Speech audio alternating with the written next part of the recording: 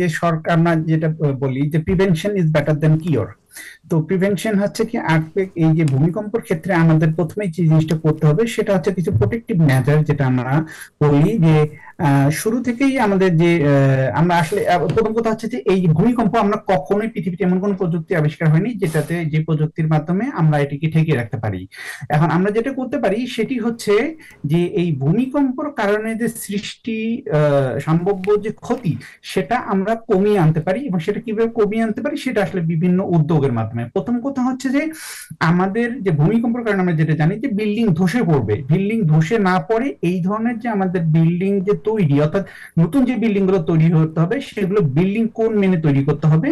এবং যেটি হচ্ছে যে ভূমিকম্পের সবচেয়ে প্রথম যে ক্ষতিগ্রস্ত হয় সেটা হচ্ছে জলাভূমি ভরাট করে এখানে বিল্ডিং তৈরি করলে। হুম হুম আমাদের ঢাকার আশেপাশে যে স্থানগুলোতে জলাভূমিগুলো আশুলিয়া, হুম তারপরে আমরা অন্যান্য যে বলি যে বিভিন্ন স্থানে হুম। যে এই যে জলাভূমিগুলো এগুলো যে পূর্ণ করে বিল্ডিং তৈরি এটি সম্পূর্ণরূপে নিষিদ্ধ করতে হবে, কারণ ভূমিকম্পের সময় সবচেয়ে প্রথমে এই বিল্ডিং গুলো পড়ে যাবে এক। এরপরে যেটি হচ্ছে যে কিন্তু আমাদের যে বিল্ডিং গুলো অলরেডি আছে, অনেক উঁচু বিল্ডিং যেগুলো আছে, আমাদের এখানে ব্যারিস্টার শামীম বললেন যে পলিটিক্যাল গভর্নমেন্টের পক্ষে এটা সম্ভব না এই বিল্ডিং গুলো ভেঙে দিয়ে। এই নগর তো আসলে ঢাকা নগর তো ভীষণ অপরিকল্পিত একটা নগরী, সেই জায়গায় আমরা কি করব? আমাদের রাজনৈতিক আমি সরকার যে সরকারি ক্ষমতা আসলে তারা কিভাবে কাজটি করতে পারে তাহলে? এখানে একটা মজার ঘটনা বলি। আসলে এই যে আমাদের বলি যে বিশেষ করে 6 তলা বা 10 তলার উপরে যে বিল্ডিং গুলো এগুলি মোটামুটি আসলে ভালো স্ট্যান্ডার্ড মেনেই তৈরি করা হয়, সাধারণত পাইলিং হয়। ভূমিকম্পের ক্ষেত্রে যেটি দেখা যায় এই বড় বিল্ডিং গুলো আসলে রক্ষা পায়।